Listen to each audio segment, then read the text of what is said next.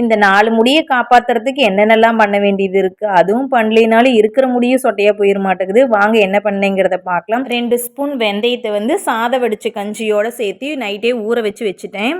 காலையில் எந்திரிச்சு மிக்ஸி ஜாரில் ஒரு 5-6 பத்த தேங்காய் நான் அப்படியே சேர்த்திருக்கேன். நீங்கள் வந்து அது சேர்த்திட்டு ஒரு ஓட்டு ஓட்டிக்கோங்க. அதுக்கப்புறம் 5 செம்பருத்தி பூவு, 10 செம்பருத்தி இலை, 3 கொத்து கறிவேப்பிலை, நம்ம நைட்டு ஊற வச்சுருக்கோம் பார்த்தீங்களா, அந்த வெந்தயத்தை இது கூட சேர்த்திக்கோங்க.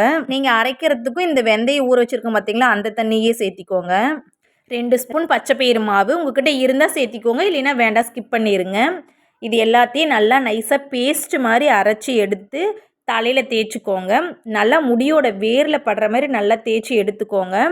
ஒரு அரை மணி நேரம் அப்படியே ஊற வைங்க. அதுக்கப்புறம் சீகக்காய் ஷாம்பு எதுவுமே வேண்டாம். இதையே நல்லா தேய்ச்சி நல்லா குளிச்சுருங்க.